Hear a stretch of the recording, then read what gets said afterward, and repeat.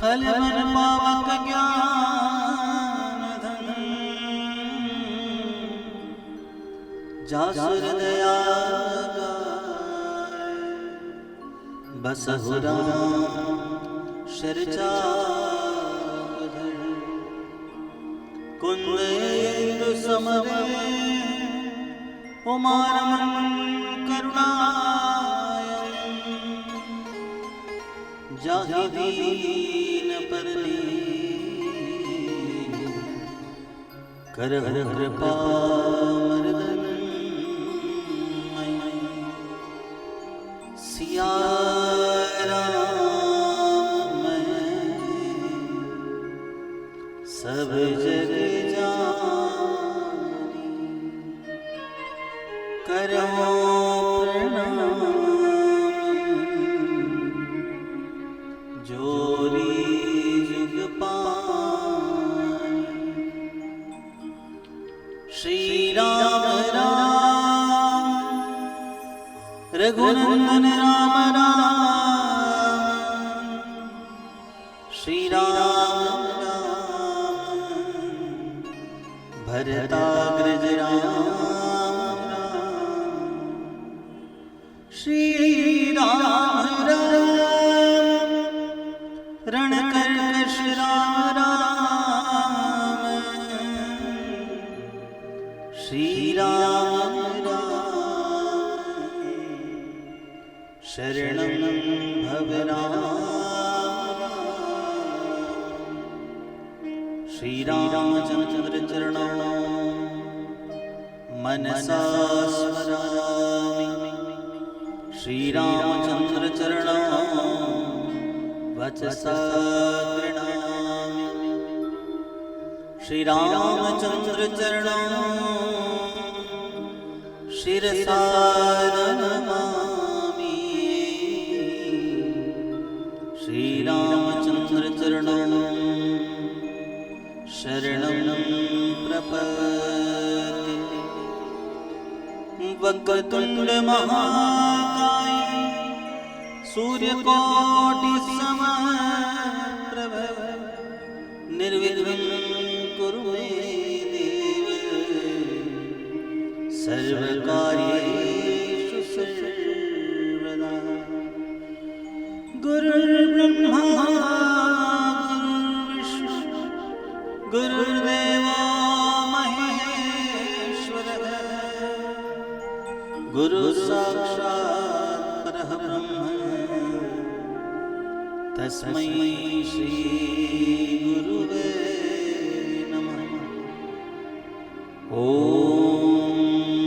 सहना भवतु सहनो भुनक्तु सह वीर्यं करवावहै तेजस्विनावधीतमस्तु मा विद्विषावहै। ॐ शान्ति शान्ति शान्ति। हरि ओम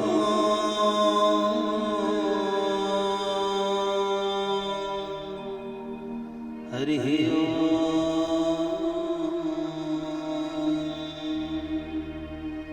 बोलिए सीताराम चंद्र भगवान की जय।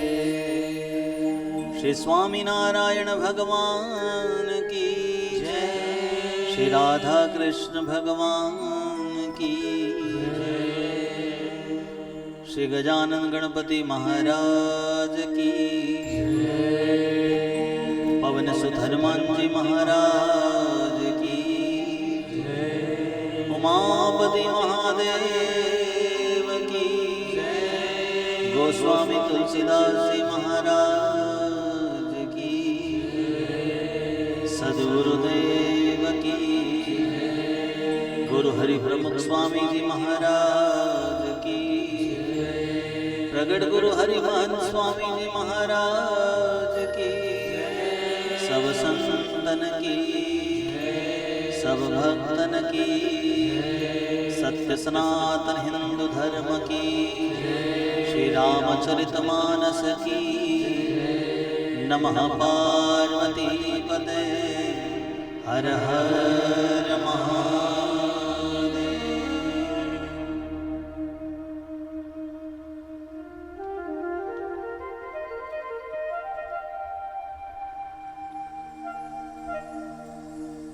अनंत कोटि ब्रह्मांड नायक परमानंद कंद परमात्मा भगवान मर्यादा पुरुषोत्तम श्री राम के चरणारविंद में कोटि नमस्कार अंजलि अर्पित करते हुए पवित्र पुरुषोत्तम मास की इस पावन बेला में आज प्रतिपदा के इस महापर्व पर आप सभी भक्तों की, समस्त संसार के जीव प्राणी मात्र की मंगल कामना करते हुए सबके जीवन में धर्म संस्थापना हो, ज्ञान की वृद्धि हो, विषयों से वैराग्य हो और सारे के सारे दुख दारिद्र्य कष्ट रोग पीड़ा आदि की निवृत्ति हो। जन जन के जीवन में, घर घर में, हर हृदय में, हर आचरण में श्री राम बसे। श्री राम का दिव्य साम्राज्य सारे विश्व में पुनः एक बार स्थापित हो। राममय सारी सृष्टि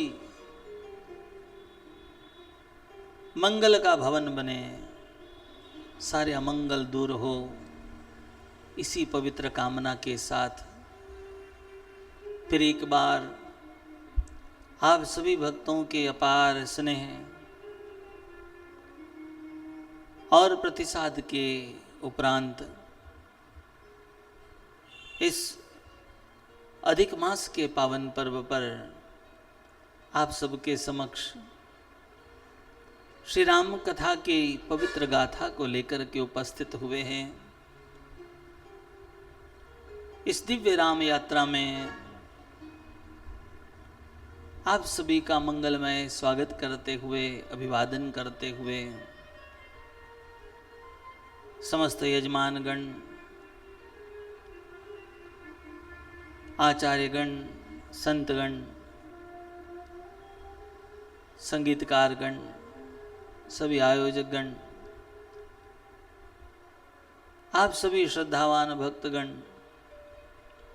श्रोतागण, भक्ति स्वरूपा माताएं, आप सभी के हृदय आकाश में विराजमान भगवान सीताराम को सादर वंदन करते हैं। सिया राम मैं सब जग जानी, करहु प्रणाम जोरी जुग पानी। जन जन के जीवन में, कण कण में सिया राम बसे हैं और इसलिए बारंबार आप सभी को वंदन करते हुए फिर एक बार इस पुरुषोत्तम मास की हार्दिक हार्दिक शुभकामनाओं के साथ आइए इस राम कथा के मंगलमय दिव्य गाथा में प्रवेश करते हैं।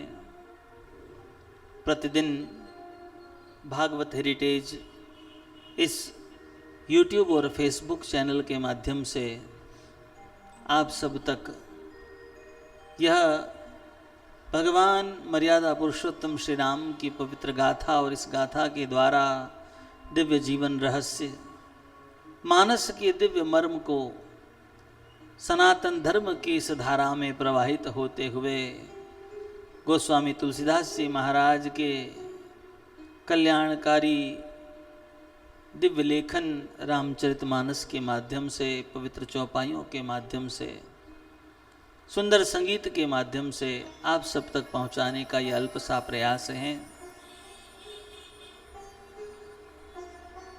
हरि अनंत हरि कथा अनंता, इस कथा को आरंभ हमने किया है, इसे पूर्ण मेरे राम जी करेंगे। भगवान और सद्गुरु की प्रेरणा से इस पवित्र व्यासपीठ से जो कुछ भी इस संसार के लिए कल्याणकारी हो, वो इस वाणी के द्वारा भगवान विनायक गणनाथ एवं माँ भगवती सरस्वती हमारे विवेक और वाणी के द्वारा प्रकाशित करे और सबका मंगल हो, यही पवित्र प्रार्थना करते हुए, भगवान और सदगुरु के चरणों में वंदन करते हुए, एक अद्भुत सी कामना लेकर के आप सबके समक्ष यहाँ पर प्रस्तुत हुए हैं। आप सबसे निवेदन है कि इस पवित्र गाथा को अधिक से अधिक भक्तों तक, भगवान श्री राम के पवित्र इस दिव्य कथा को चाहने वाले, राम कथा के रसिक, प्रभु श्री राम के प्रेमी, ऐसे श्रद्धावान भक्तों तक पहुंचाने का अल्प सा प्रयास एक महान सेवा कार्य बनकर के आप सबके द्वारा प्रकाशित हो सकता है। और इसलिए कथा के प्रारंभ में ही आप सभी दर्शकगण, श्रोतागणों से ये निवेदन है कि इस भागवत हेरिटेज यूट्यूब और फेसबुक चैनल को और इसकी लिंक को आप अधिक से अधिक लोगों तक पहुंचाने का प्रयास करें। ये हमारा हार्दिक निवेदन है, क्योंकि कदाचित इस कथा का गान भगवत प्रेरणा और आशीर्वाद से हम इस व्यासपीठ से कर रहे हों, किंतु हम केवल माध्यम हैं। आप सब लोग अपने राम से जुड़े और सारे विश्व में चल रही कोरोना की इस महामारी के दौर में, जहां बार बार लॉकडाउन पर लॉकडाउन हो रहे हैं, अब तक मानव जीवन सामान्य नहीं हो पाया है। और अब देखते देखते इस छोटे से जीवाणु का प्रचंड रूप संसार के समक्ष आ रहा है। भारतवर्ष में जहां प्रत्येक शहर में, नगर में, गांव में महामारी से ग्रसित लोगों की संख्या और इसके द्वारा मृतकों की संख्या बढ़ती चली जा रही है, ऐसे समय पर राम ही राखे और राम ही तारे। और इसलिए श्री राम ही हमें उबारेंगे। इस पवित्र भाव के साथ हम सारे लोग श्री राम जी की शरण में जाएं। राम नाम के लिखे तो जड़ पत्थर भी तैर जाते हैं, किंतु जो राम को छोड़ देते हैं या राम जिसे छोड़ देते वो डूब जाते हैं। और इसलिए हम सारे लोग श्री राम की शरण में चलें। हम सब के जीवन का उद्धार इसी में है। और इसलिए सबके हृदय को द्रवित करने वाली, मंगल करने वाली इस राम कथा, इसकी जय जयकार को करते हुए हम सारे लोग बड़े प्रेम से इस मंगल गाथा में प्रवेश करते हैं। मेरा आग्रह होगा कि भागवत हेरिटेज इस चैनल को आप सारे ही लोग अवश्य ही सब्सक्राइब करें और बेल आइकन पर स्विच करके, स्पर्श करके आने वाले सभी प्रसारणों को प्रतिदिन इस पूर्ण कथा को आप देखें, सुने और इसका अधिक से अधिक लाभ लें। अन्यान्य भक्तों तक इसे पहुंचाने का प्रयास करें। एक महत्वपुण्य के भागी बन करके आइए इस दिव्य राम कथामय सत्संग यात्रा में हम आप सारे ही लोग सम्मिलित हो बड़े ही प्रेम के साथ राम कथा की इस गाथा का दिव्य आनंद लें।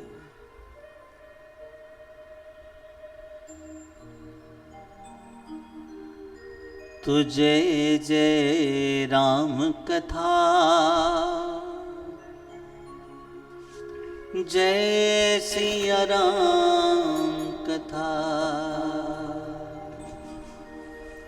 हो जय जय राम कथा, जय सिया राम कथा, जय जय राम कथा, जय सिया राम कथा। राम कथा से मिट जाती है, राम कथा से मिट जाती है, राम कथा से मिट जाती है, राम कथा से मिट जाती है।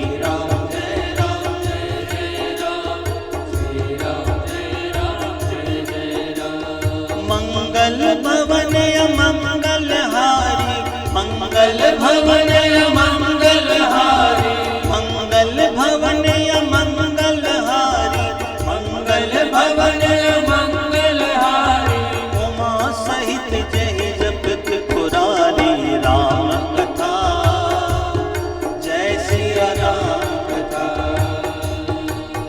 जय राम कथा, जय सिया राम कथा। राम कथा से मिट जाती है, राम कथा से मिट जाती है हर जन्म जन्म की व्यथा। जय जय राम कथा, जय सिया राम कथा, जय जय राम कथा, जय सिया राम कथा।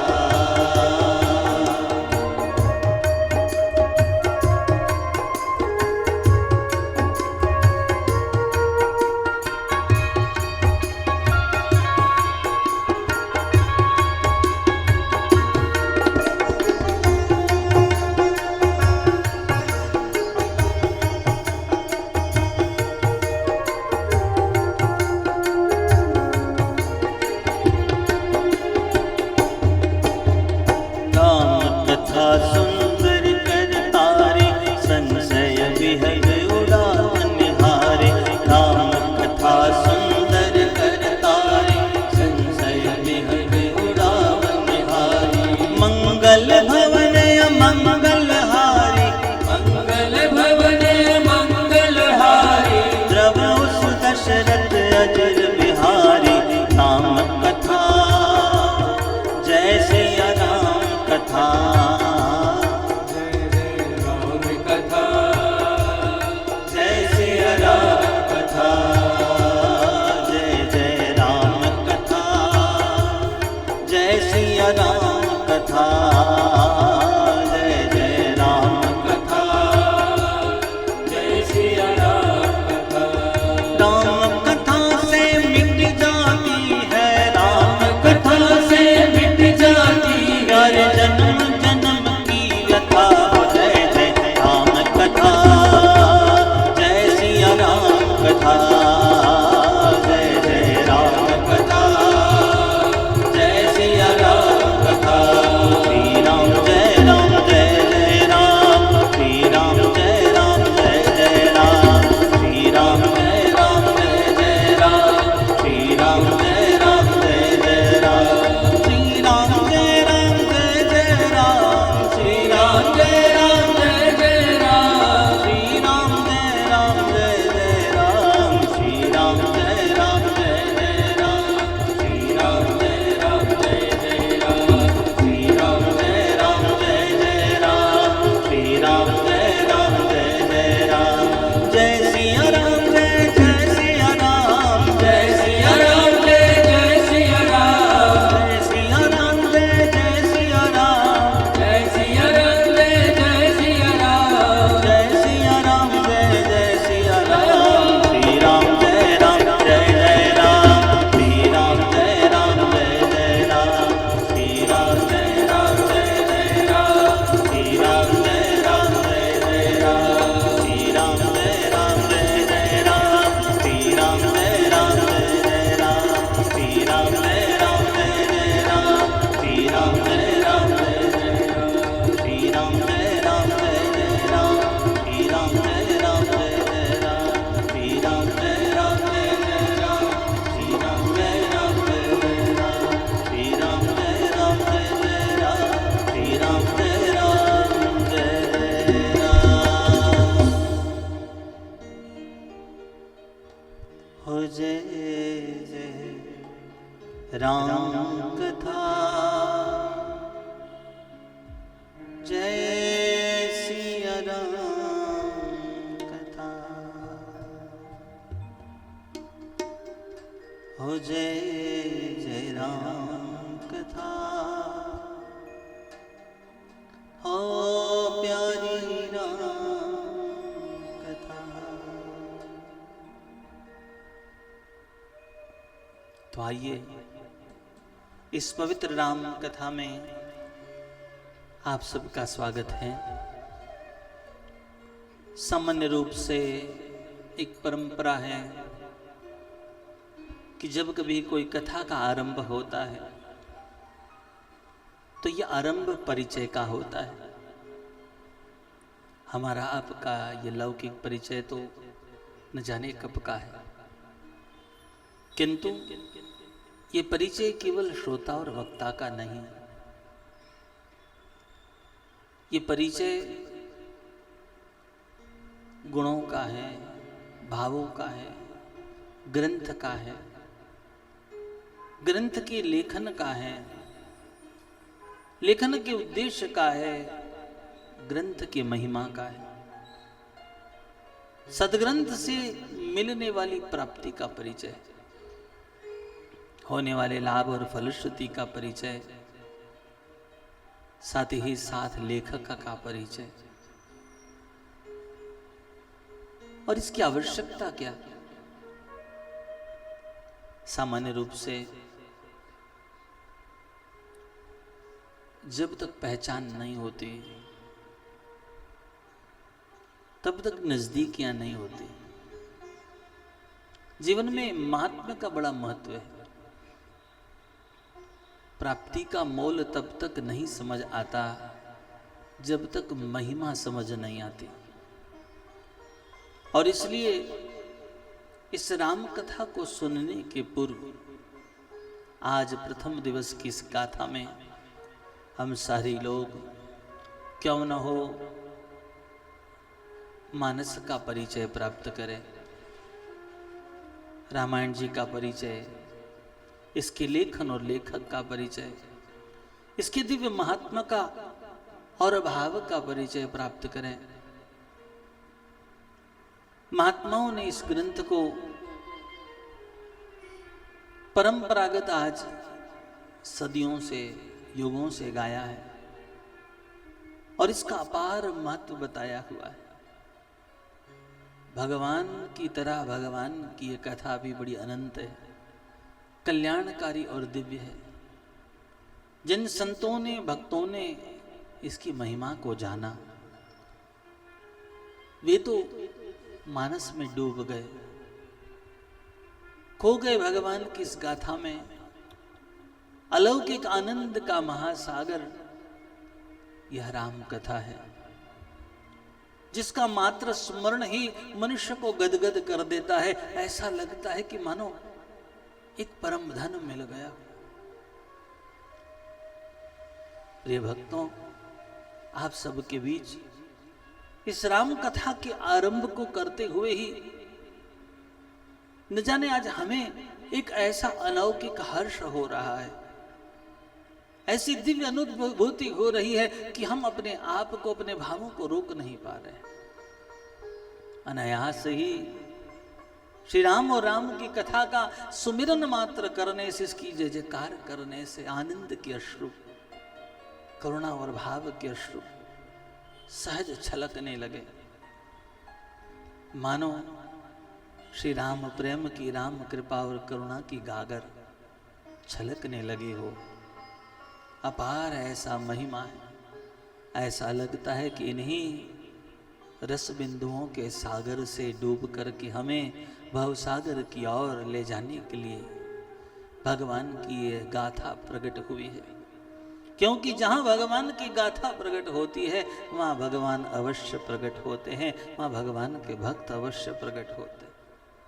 कहा जाता है कि जहां राम कथा हो वहां राम जी को अपने प्राणों से भी अधिक प्रेम करने वाले ऐसे हनुमान जी महाराज सर्वप्रथम आकर के विराजमान हो जाते हैं।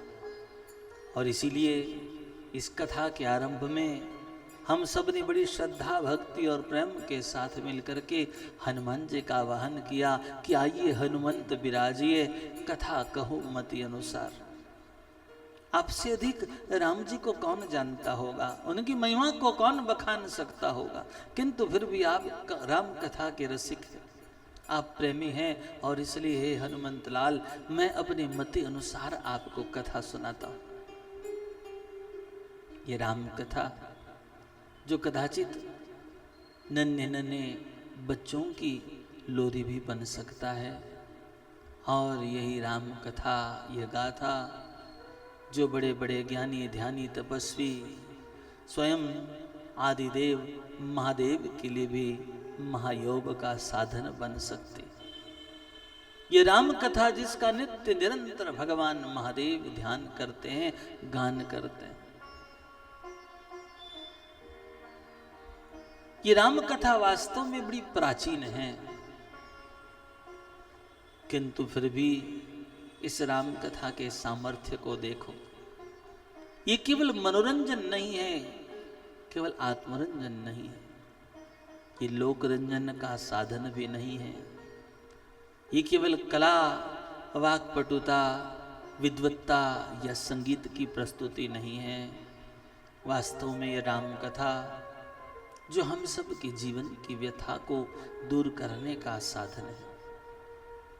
जब राम राज्य हुआ करता था, तब तो इस संसार में न कोई दीन था, न कोई हीन था। सब कोई धर्माचरण में लीन थे। इतना ही नहीं, न कोई रोगी था और न ही कोई अल्पायु था, न किसी की अपमृत्यु हुआ करती थी। सबके जीवन में आचार विचार संस्कारों से पूर्णता थी। ऐसे अनेक अनेक लाभ, सामंजस्य, समता, प्रेम, संगठन, सद्भाव, प्रत्येक दिव्य गुणों का संचार केवल राम जी में नहीं, किंतु राम जी की प्रेरणा से सारे संसार के जीवों में होता। इस धराधाम पर एक छत्र साम्राज्य प्रभु श्री रामचंद्र जी का हुआ करता था। इसी भारत की भूमि पर, राम जी की दिव्य भूमि पर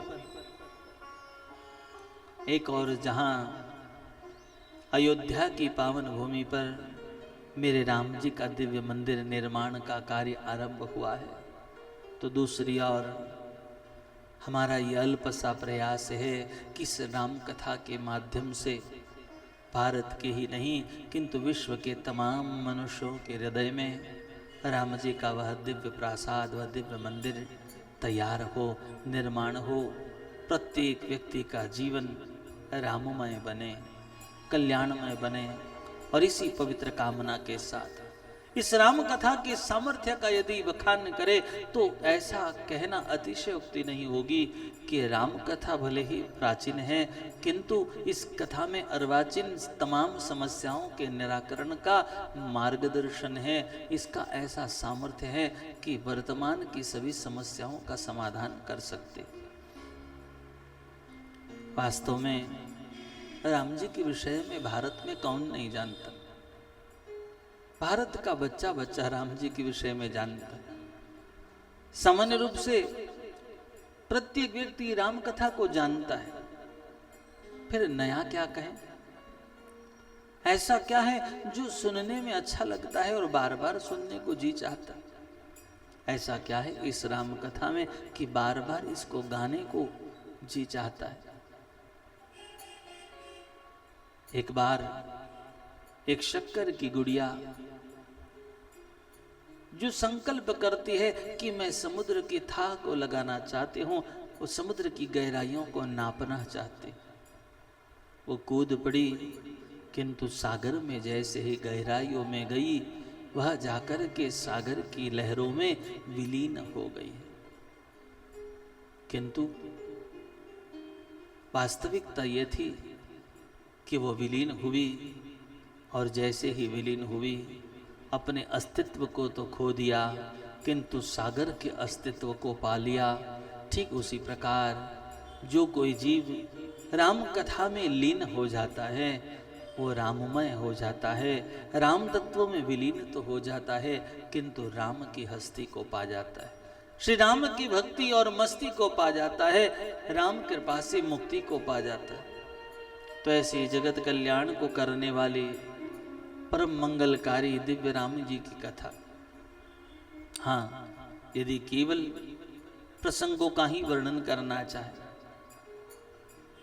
तो मात्र 1.5 मिनट में यह राम कथा पूर्ण हो सकती, बहुत अधिक समय की आवश्यकता नहीं। अयोध्या के एक छत्रपति राजा सम्राट दशरथ और उनके 4 पुत्र, 3 रानियां कौशल्या, सुमित्रा, कैकेयी। महाराज ने यज्ञ किया, पुत्र कामेष्टि यज्ञ के द्वारा 4 पुत्रों की प्राप्ति हुई। देखते देखते वशिष्ठ जी की कृपा से पुत्र बड़े हुए, विद्या प्राप्त करके लौटे 16 वर्ष के राम लखन को विश्वामित्र नाम के ऋषि अपने साथ ले गए। वन में जाकर ताड़िका का वध किया, यज्ञ की रक्षा की, अहिल्या का उद्धार किया, धनुष्य का भंग कर जानकी जी का विवाह करके लौट करके आए। राम जी के राज तिलक का निर्णय करना था दशरथ महाराज ने, और मंथरा दासी के उकसाने पर कैकेयी ने जो है राम जी के लिए 14 वर्ष का वनवास मांग लिया। पिता की आज्ञा के लिए राम लखन वैदेही निकल पड़े, वन की यात्रा की और 14 वर्ष वनवास को भोगा।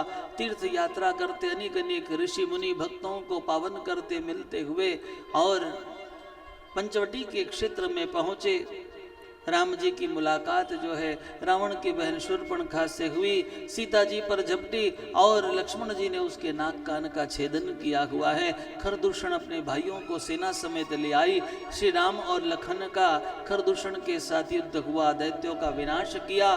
शूर्पणखा जाकर के रावण की सहायता मांगती है और छद्म वेश में साधु रूप धारण किए रावण आकर के सीता जी का हरण कर जाता है। श्री राम जी स्वर्ण मृग के पीछे दौड़े मारीच का वध करते हैं। इधर जटायु ने सीता जी का संरक्षण करने का प्रयास किया, जटायु ने अपने प्राणों का बलिदान दिया, तो दूसरी ओर राम लखन जो है जानकी जी को खोजने के लिए निकले।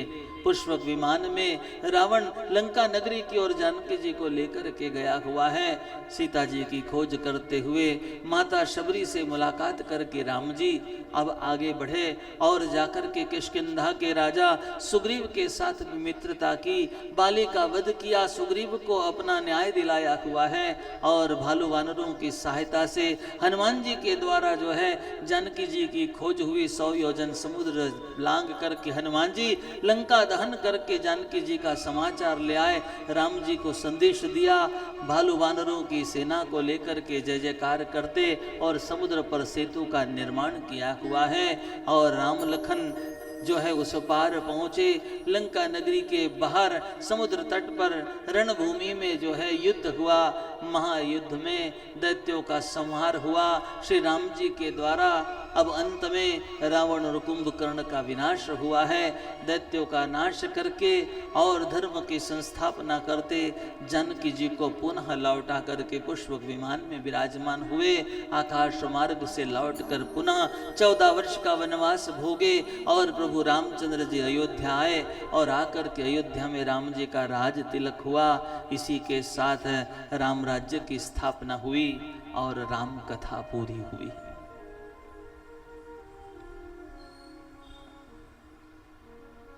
कहने को देखा जाए तो राम कथा तो पूर्ण हो चुकी, फिर अब आगे क्या कहना है, यह भी एक प्रश्न है। सामान्य रूप से यदि एक वार्ता के रूप में कहा जाए तो इससे भी संक्षेप में एक श्लोकी रामायण है जिसके द्वारा इस गाथा को पूर्ण कर दिया जा सकता है। आदो राम तपोवनादिगमनम हत्वा मृगम कांचनम। अब देखते देखते एक श्लोक में भी पूरा हो जाए, किंतु हमें केवल गाथा को पूरा नहीं करना है। वास्तव में राम तत्व को समझना है। इस गाथा में छुपे हुए रहस्य को मनोमंथन के साथ साथ रामचरित रूपी सागर का मंथन करके मर्यादा पुरुषोत्तम की दिव्य मर्यादाओं को अमृत के रूप में अपने जीवन में प्राप्त करना है। वे कल्याणकारी तत्व, ये कल्याणकारी रहस्य जो इस मानस में छुपे हुए, मानस सरोवर के हंस बन करके उस दिव्य सरोवर में छुपे हुए मोतियों को चुनना है। केवल एक छत्रपति सम्राट राजा दशरथ के पुत्र की यह गाथा होती तो कदाचित अयोध्या के लोग अपने राजा और राजकुमार की गाथा का गान करते, कदाचित उनके समर्थक श्री राम जी की गाथा का गान करते। कुछ समय के साथ साथ इतिहास धूमिल हो जाता और उसे भुला दिया जाता। किंतु आज युगों बीत गए, सामान्य मनुष्य से लेकर के उत्तर भारत के जनजीवन में रामायण मानो प्राण बन करके बसता है। सामान्य बालक से लेकर के तो वयोवृद्धों के दैनिक व्यवहार में, उनकी वाणी में मानस की चौपाइयां जो है अमृत बिंदु की तरह छलकती है। और केवल इतना ही नहीं, रामायण के इन दिव्य शब्दों को लोक शास्त्रों का प्रमाण मानते हैं। वेद शास्त्र और पुराणों ने जो कहा वही मानस ने कहा, और इसलिए मानस का जो कुछ भी लिखा या कहा गया है उसे प्रमाण मान लिया गया और इसे प्रमाणित किया स्वयं चंद्रमौली भगवान महादेव ने। तो कहते हैं कि ये कथा केवल सामान्य किसी राजकुमार की कथा नहीं है, केवल राजा दशरथ के पुत्र कुमार राम की कथा नहीं, किंतु अनंत कोटि ब्रह्मांड नायक भगवान पुरुषोत्तम ने जब मर्यादा पुरुषोत्तम का रूप धारण किया श्री राम के रूप में, तो उनके द्वारा सामान्य जन जीवन को एक पवित्र अलौकिक और दिव्य उद्देश्य प्रदान करने के लिए जो भी अलौकिक चरित्रों का आचरण किया गया, वे चरित्र जो कि एक दर्शन बने, समाज के लिए एक दर्पण बने। राम कथा को सुनने वाले हम तमाम जीवों के लिए एक उदाहरण है। प्राचीन होने पर भी अर्वाचीन समस्याओं का निराकरण करने का सामर्थ्य, चाहे वो प्रश्न व्यक्तिगत हो, पारिवारिक हो, सामाजिक हो, राष्ट्र के प्रश्न हो या विश्व के प्रश्न हो, इन सब का समाधान श्री राम कथा में है। राम कथा के उपासकों का, तमाम श्रद्धावान भक्तों का यह मानना है कि केवल आज ही नहीं किंतु आने वाले समय में, भविष्य में चाहे कितने ही युग बीत जाए, हर युग के पथ प्रदर्शन का सामर्थ्य इस राम कथा में है। और इसलिए इसका गुणगान जो है हम या आप नहीं, किंतु साक्षात भगवान महादेव भी कैलाश पर विराजमान होकर के निरंतर करते हैं और इस गान को सुनते हैं नित्य रूप से मां भगवती जगदम्बा पार्वती को।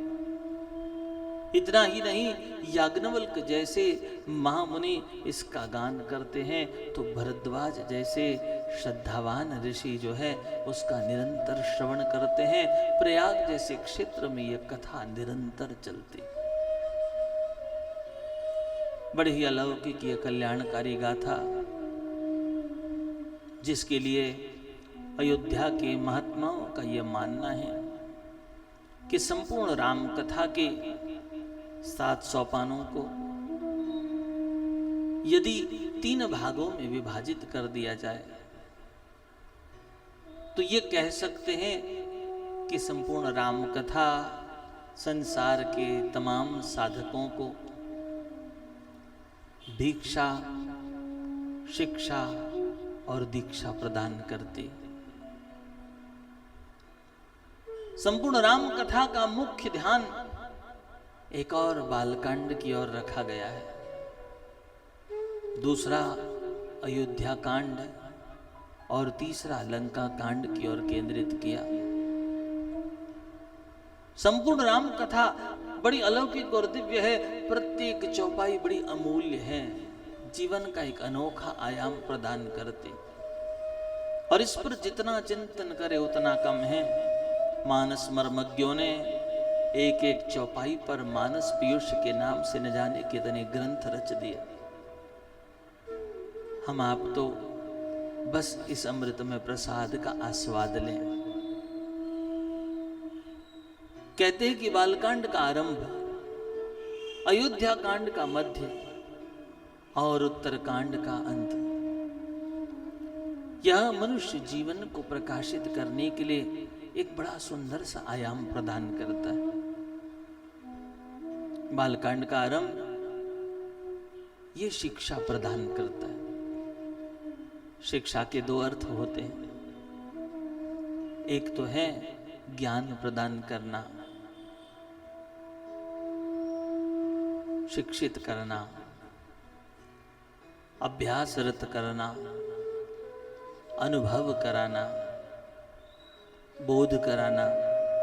किंतु दूसरी ओर शिक्षा का एक अर्थ यह भी होता है कि दंडित किया जाए, भूलों को संवारने के लिए, जीवन को सुधारने के लिए। तो बालकांड के आरंभ में एक बड़ा अनोखा चरित्र प्रस्तुत होता है और वह है सती चरित्र। मां भगवती सती के जीवन का जो प्रसंग है वो संपूर्ण समाज को समझाने के लिए। इस चरित्र में जहां पिता दक्ष का समावेश है, तो राजा दक्ष जो कि भगवान शिव की अवहेलना करते हैं, हठी बनते हैं, अभिमानी बनते हैं, ईर्ष्यावान बनते हैं और वे दंडित होते हैं, अपने प्राणों से हाथ दे बैठते हैं। उनकी परिस्थिति जो विकट हुई उसका मुख्य कारण उनके हठ, मान और ईर्ष्या रही। मां भगवती सती जिन्होंने अपने शिव की आज्ञा का उल्लंघन किया, शिव से विमुख हुआ जीव शव हो जाता है और इसलिए जीवन में सदैव ईश्वर के सानिध्य और सामीप्य को बना करके रखे। ऐसी पवित्र सी शिक्षा, अलौकिक ज्ञान और साथ ही साथ जैसे कोई विद्यार्थी यदि ना समझे, ना पढ़े, ना जाने, यदि विद्या को न अपनाए और यदि बोध को ग्रहण न करे तो उसे उचित दंड भी दिया जाता है, उसे सुधारा जाता है। ठीक उसी प्रकार बालकांड का यह चरित्र हम सबको शिक्षा प्रदान करता है, समझाता है, बोध करता है और हमें समझू बनाता है, विवेक को जगाता है। इतना ही नहीं, अयोध्या कांड का मध्य, अयोध्या कांड की मध्य की विशेषता है, कहते हैं कि इस अयोध्या कांड में महाराज भरत जी का चरित्र प्रस्तुत होता है। रामानुज भगवान श्री भरत का यह चरित्र बड़ा ही कल्याणकारी और भक्तिमय चरित्र है। कहते हैं जो मानव जीवन को दीक्षा प्रदान करता है। ये दीक्षा का अर्थ है अनुशासित होना, संयमित होना, आश्रयी होना, शरणागत होना, समर्पित होना और भगवान की, गुरु की साधना की एक नियमित नित्यता को स्वीकार करना, जीवन में नियम, निश्चय और पक्ष को धारण करना, प्रतिबद्ध होना, संकल्पबद्ध होना। वह दीक्षा चाहे एक अनुष्ठान की हो, एक यज्ञ की हो, एक दिवस की हो, किसी कार्य की हो या तो संपूर्ण जीवन की हो। दीक्षा जो मनुष्य की जीवन पद्धति को निर्धारित करता है, वह दीक्षा जो अनुशासित करता है, आयामित करता है, व्यक्ति को साधना में नियमित करता है, उसे समर्थ बनाता है। तो कहते हैं भरत जी महाराज का जीवन जो राम भक्ति की दीक्षा प्रदान करता है।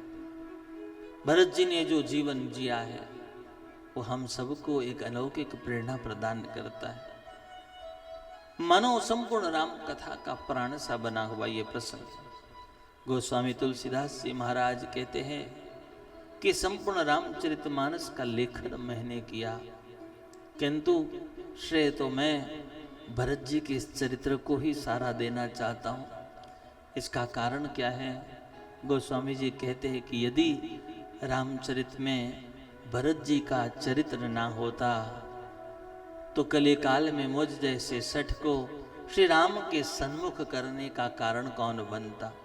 ये संसार में कितने ही ऐसी जीव है जो श्री राम से विमुख होकर के दर दर की ठोकरें खा रहे हैं, अज्ञान के अंधकार में भटक रहे, पाप के मार्ग पर चल रहे, अधर्म और अनाचार के मार्ग पर चल रहे,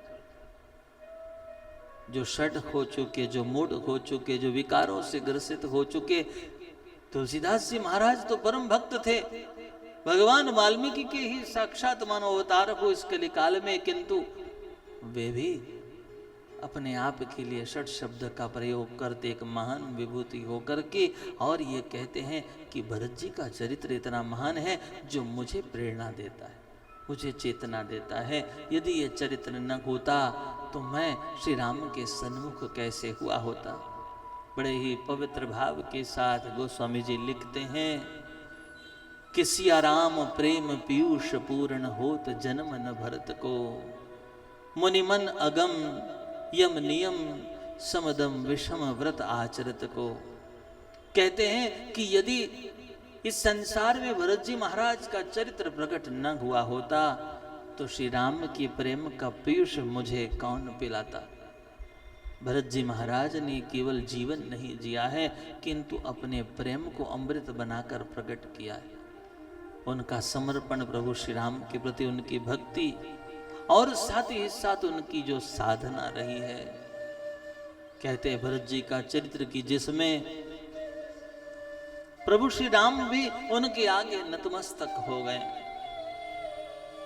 भरत जी महाराज का वह प्रेम आज वर्तमान युग में किसी बंधु के हाथ यदि राज्य की सत्ता लग जाए, क्या वो अपनी सत्ता का त्याग कर अपने वनवासी भ्राता से मिलने जाएगा और जाकर के अपनी संपूर्ण सत्ता, सामर्थ्य, ऐश्वर्य और अपना जीवन क्या अपने ज्येष्ठ भ्राता के चरणों में अर्पण कर देगा? कदाचित ये संभव नहीं। किंतु ऐसे अलौकिक असंभव कार्य को भरत जी महाराज ने अति सहज किया। अयोध्या के राज्य शासन का त्याग किया, जाकर के राम जी के चरणों में अपना संपूर्ण सुख ऐश्वर्य अर्पण कर दिया। और इतना ही नहीं, जब राम जी ने वन से लौटने को इनकार कर दिया, भरत जी महाराज ये प्रतिज्ञा लेते हैं कि श्री राम जब तक अयोध्या नहीं लौटेंगे ये भरत भी अयोध्या में नहीं रहेगा। उनका ये मौन संकल्प जब साकार हुआ, कहते हैं कि अयोध्या में सरयू का जल भर करके ले जाते, श्री राम की दी हुई पादुकाओं को वे राज गादी पर रखते, वहां जाकर के उनका प्रक्षालन करते, पूजन करते, चरणों में बैठ करके श्री राम जी की चरण धूलि को मस्तक पर लगाए हुए और सारे राज्य का शासन कार्यभार संभालते। संध्या होते ही गुरुदेव और माता जनों को वंदन करके और फिर अयोध्या का त्याग कर नंदीग्राम में पदयात्रा करके जाते। श्री राम जी की भांति ही वनवासी तपस्वी वेश धारण करके और भरत जी महाराज कठोर कठोर व्रत का पालन करते, नियमों का पालन करते, शम दम और विषम व्रत का आचरण करते, मुनियों को भी अगम हो ऐसी अलौकिक साधना करते। इतना ही नहीं, भरत जी महाराज का भाव इतना श्रेष्ठ जो कहते हैं कि यदि मेरे राम जी धरती पर दर्भ की शैया बना कर के पहुँचते हैं तो मुझे तो दर्भ की शैया पर सोने का भी अधिकार नहीं है। एक सच्चा सेवक तो स्वामी की बराबरी कभी नहीं करता और इसलिए मुझे तो धरती पर और या तो धरती के भी नीचे जा कर के अपना आसन बना लेना चाहिए। और इस प्रकार भरत जी महाराज जो कि धरती से नीचे 1.5 हाथ गड्ढा करके और वहाँ पर भीतर में जो है जाकर के अपना आसन बनाए हुए और बैठे बैठे सारी रात जो है राम भजन करते हुए बिताया करते। तो इस प्रकार कठोर व्रत के साथ 14 वर्ष बिताकर श्री राम जी की प्रतीक्षा की। भरत जी का ये चरित्र ही था कि जिसने इस संसार को रामचरणारविंद का महत्व समझाया, रामचरणों के आश्रय की श्रेष्ठता समझाई। रामचरित्र के तमाम पात्र बड़े ही वंदनीय और अलौकिक है। जहाँ भरत जी के चरित्र को देख करके गोस्वामी तुलसीदास जी महाराज लिखते हैं कि सिया राम प्रेम पीयूष पूर्ण होत न जन्म भरत को।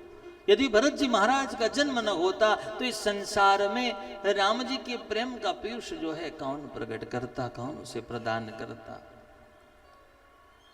तो गोस्वामी तुलसीदास जी महाराज के जीवन को भी प्रेरणा और चेतना देने का माध्यम बना। और इसलिए महात्माओं का ये मत है कि रामचरित का जो मध्य है, अयोध्या कांड का जो मध्य है, वह दीक्षा प्रदान करता है। और अंत जो है रामायण का, जो कि उत्तर कांड का अंत, यह भगवत प्रेम की भिक्षा प्रदान करता है। शिक्षा, दीक्षा और भिक्षा जिसके जीवन में प्राप्त हो जाते। यहाँ पर अंत में सनकादिक ऋषियों से लेकर भगवान महादेव से लेकर ब्रह्मदेव से लेकर के गोस्वामी तुलसीदास जी ने सबने बारंबार भगवान श्री राम जी के चरणारविंद में प्रेम की भिक्षा मांगी हुई है। बार बार बर मांगहूँ हर्ष देखु श्रीरंग, पद सरोज अनपायिनी, भक्ति सदा सतसंग। तो रामायण में भिक्षा किस बात की मिलती है? तो कहते हैं कि भगवत प्रेम की भिक्षा। संसार को मांगने से यह भिक्षा मिलेगी नहीं। संसार से सम्मान मांगोगे तब भी नहीं मिलेगा, देना पड़ेगा तब मिलेगा, सौदा करना पड़ेगा। संसार में यह जो प्रेम है ना, यह भी देना पड़ेगा तब जाकर के मिलेगा। किंतु मेरे प्रभु के आगे यदि आप प्रेम की भिक्षा मांगो, भक्ति सदा सत्संग, तो राम कृपा, और राम कृपा से सदगुरु की कृपा अनुकूल होगी और निश्चित ही आपके जीवन में परमानंद जागेगा, क्योंकि प्रभु प्रेम रूपी परम धन की प्राप्ति होगी। रामायण के अंत में सनकादिकों ने भी मांगा है, परमानंद कृपाय तन तुम परिपूर्ण काम, प्रेम भक्ति अनपायिनी देहु हमहि श्री राम। स्वयं गोस्वामी तुलसीदास जी महाराज रामायण की इतिश्री करते हुए अंत में लिखते हैं कि काम ही नारी प्यारी जिमी, लोभ ही प्रिय जिमी दाम, तिमि रघुनाथ निरंतर प्रिय लागे हो मोहि राम।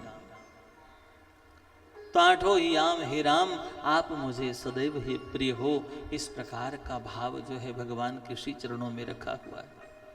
इस जगत में हम अनंत पात्रों से प्रेम करते हैं, कितने पात्र हम अपने जीवन में बदल देते हैं, कितने पदार्थ से, कितने व्यक्ति से, कितने स्थानों से हम जाकर के परिचित होते हैं, किंतु अंत में स्थायी कोई हमारे साथ नहीं रहता।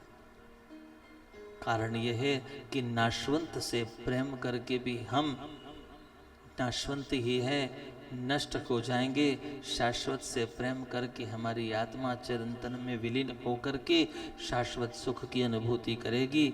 और इसलिए रामायण की ये कथा जो भगवत प्रेम की भिक्षा दे करके सामान्य से दीन और दरिद्र को भी, जिसके जीवन में कर्म दारिद्र्य है, भाग्य का दारिद्र्य है, ज्ञान का दारिद्र्य है, विषयों के द्वारा, विकारों के द्वारा जो दारिद्र्य गुणों का भरा हुआ है, ये सब को हर करके व्यक्ति को गुण से, ज्ञान से, सामर्थ्य से, ऐश्वर्य से, भक्ति से और मुक्ति से परिपूर्ण करके संसार का परम धनी बना देता है।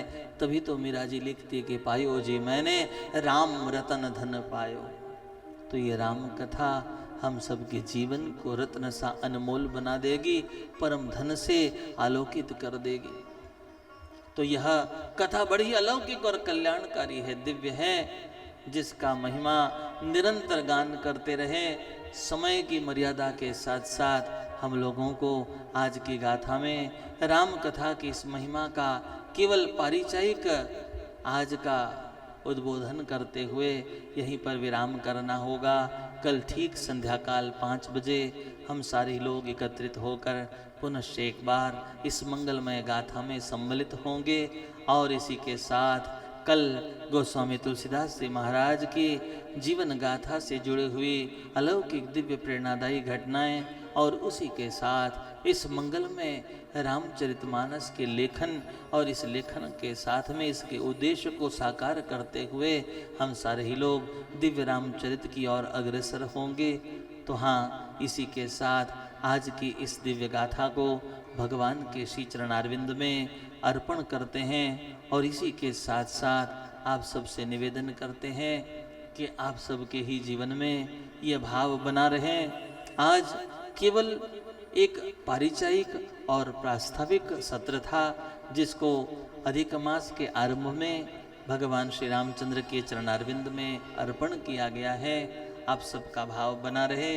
पूर्ववत भी आप सारे लोग भक्तिमय यात्रा में हमारे साथ बने रहे हैं और इसलिए कल से इस गाथा को हम बड़े विस्तार से ठीक 5 बजे प्रवाहित करेंगे। भागवत हेरिटेज इस लाइव चैनल पर आप सब लोग अवश्य ही हमारे साथ चले और इस मंगलमय यात्रा का निरंतर संगीतमय राम कथा के द्वारा आनंद लेते रहे। इसी के साथ साथ आइए राम कथा के इस दिव्य मर्म के महिमा को जो है एक सुंदर से भाव प्रार्थना के साथ इस भाव प्रस्तुति के साथ में श्रवण करते हुए हम आरती की ओर अग्रसर होंगे।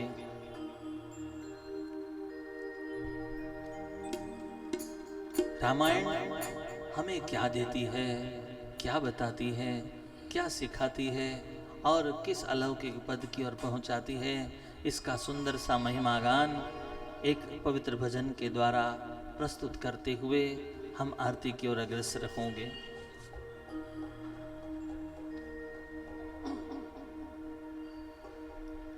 हमें निज धर्म पर चलना सिखाती रोज रामायण,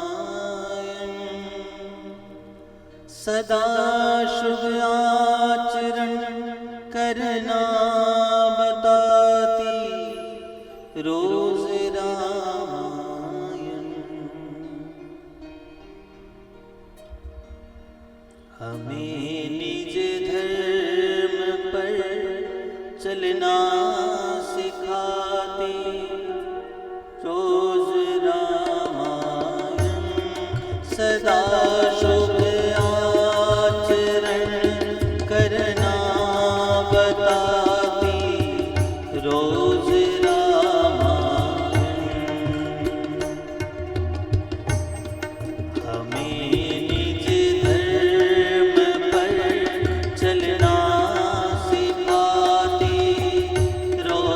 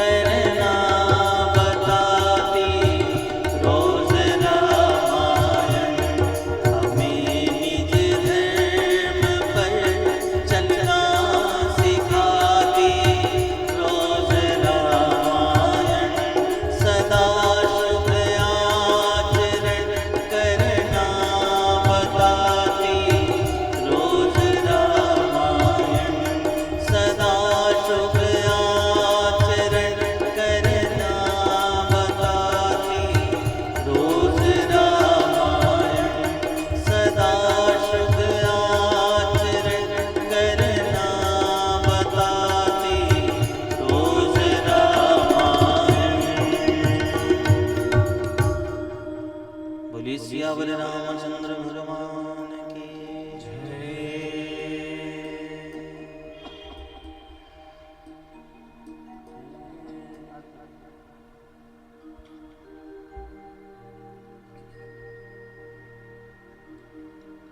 आरती श्री रामायण जी की, कीरति कलित ललित सिय पी की। आरती श्री रामायण जी की, आरती श्री रामायण जी की, आरती श्री रामायण जी की, कीरति कलित ललित सिय पी की। आरती श्री रामायण जी की, कीरति कलित ललित सिय पी की।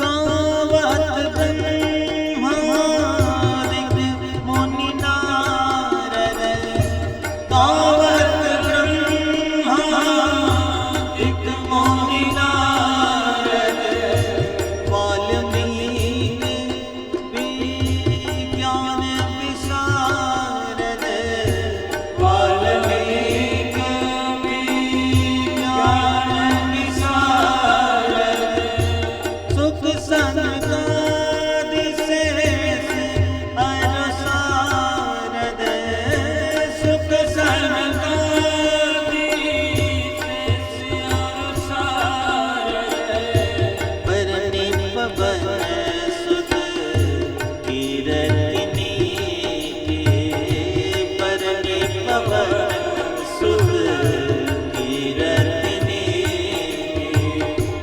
आरती श्री रामायण जी की, कीरति कलित ललित सिय पी की। आरती श्री रामायण जी की।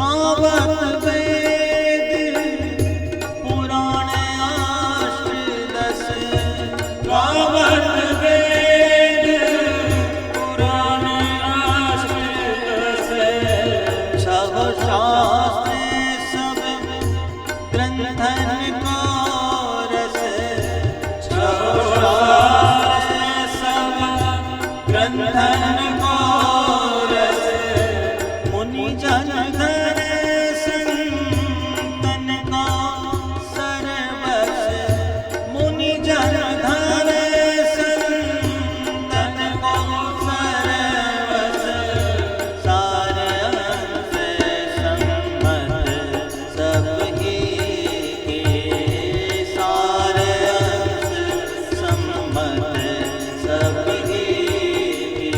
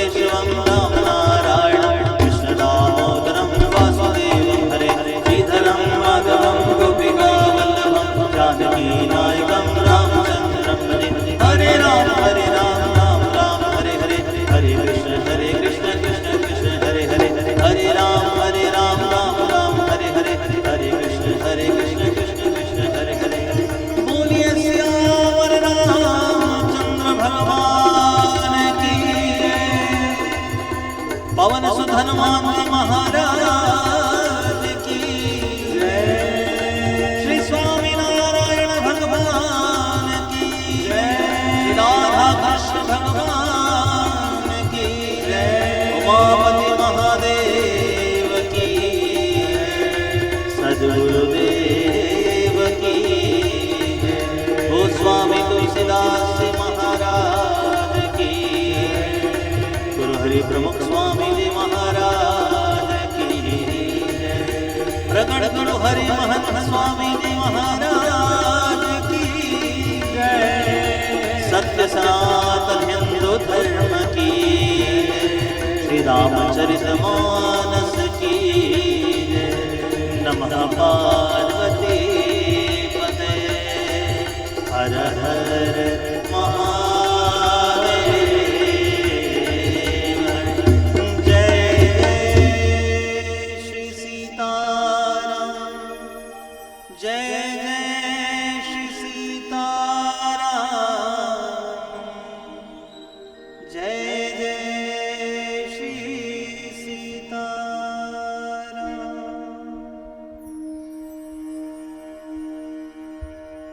प्रथम दिवस की इस राम कथा के पुष्प को भगवान सीताराम चंद्र जी के चरणारविंद में अर्पण करते हुए आप सभी के चरणों में बारंबार वंदन कर सबके मंगल की कामना करते हुए पुनश्च कल भेंट होगी।